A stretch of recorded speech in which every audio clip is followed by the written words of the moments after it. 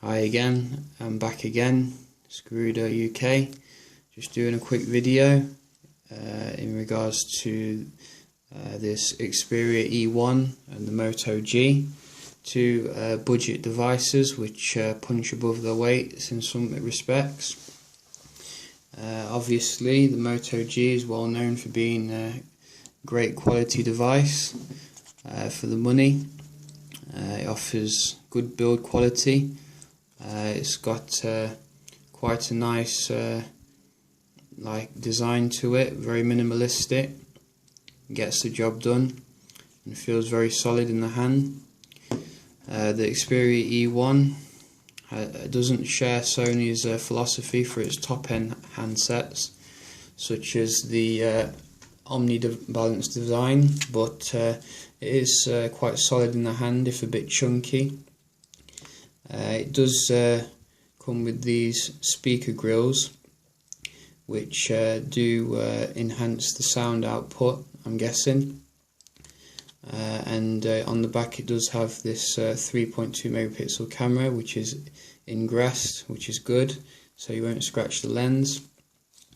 Also on the top side, which I didn't mention in the review, is a nice little button which allows you to quickly go into the music player. I think that's because the focus of the device is to be a Walkman type of device. So in regards to the screen technology, both of them are not rocking full HD screens, but the technology they do have is good for the price. The Moto G offers a superior pixel density and is also better in terms of viewing angles. The text appears a lot crisper when you turn it to the side, but the Xperia E1 can degrade a little bit when you look at it from the sides, because it doesn't have the IPS technology.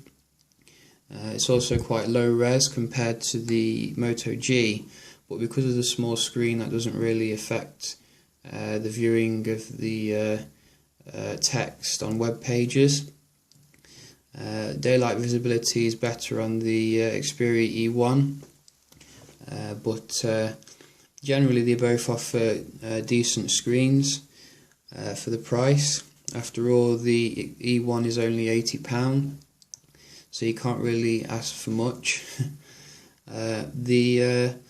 In regards to the processor, the Moto G has a quad-core Snapdragon 400 processor clocked at 1.2 GHz, and the Sony's 1.2 GHz Snapdragon, and that's clocked at 1.2, and it's a dual core as opposed to a quad core.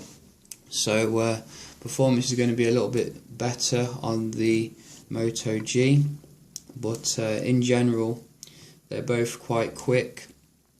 Scrolling through the screens is a relatively lag-free experience.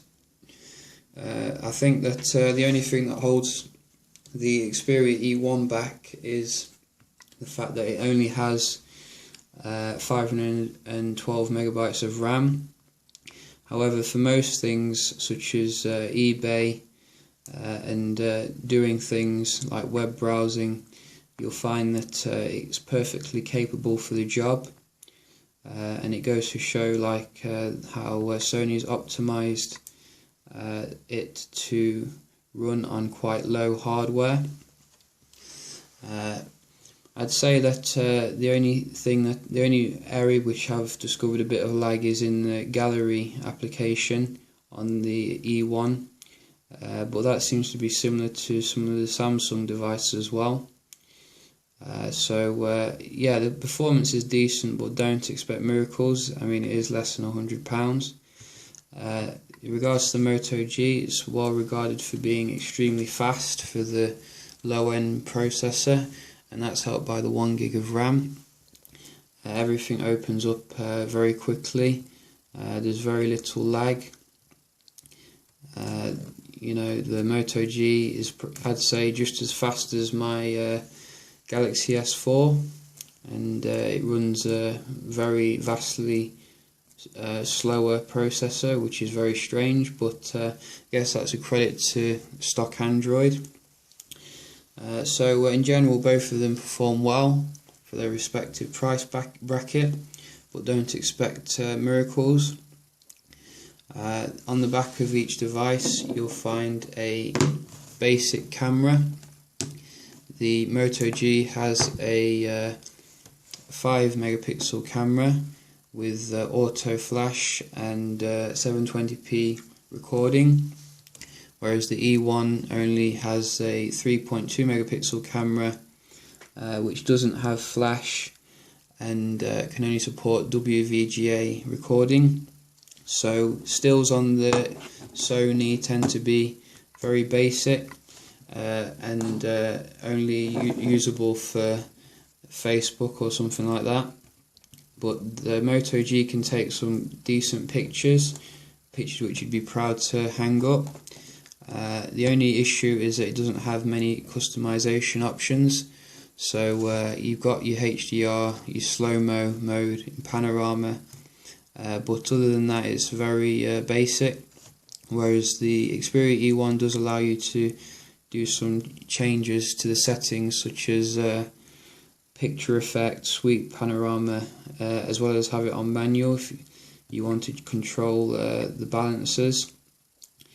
It does have HDR and image stabilization as well, so it's a bit more featured than the Moto G, but not much more, and you are limited by the hardware at the end of the day.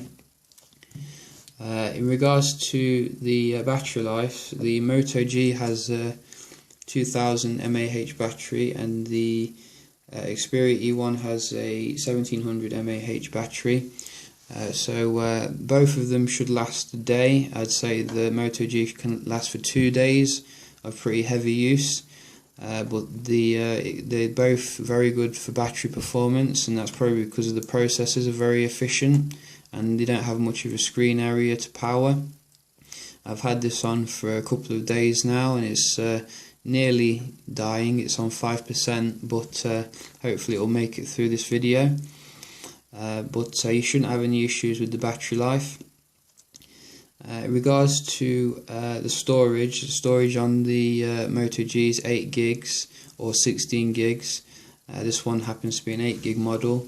The Sony is 4 gigs, so you may find yourself running out of space quicker, but it does have a micro SD on the Sony, so that's a bonus.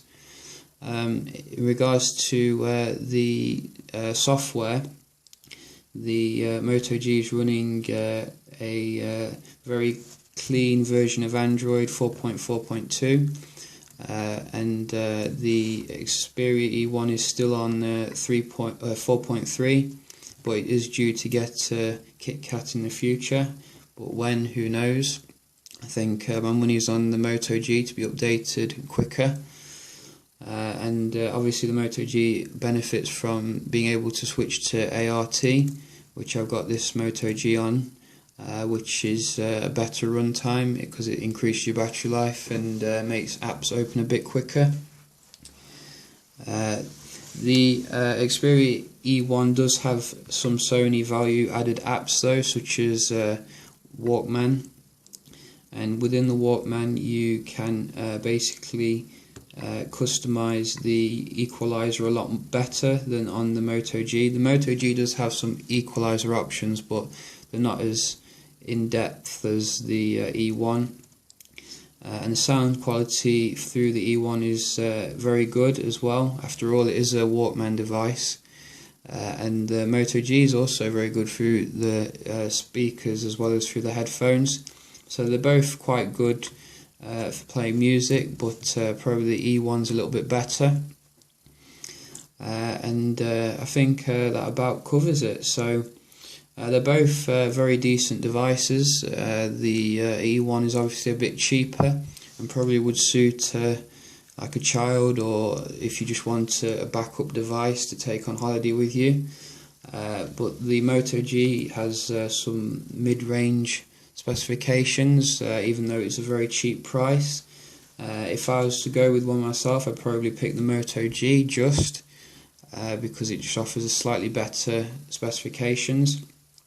Even though they both don't have 4G or NFC, I think that they are excellent value devices, and I think that anyone who does buy them won't be disappointed.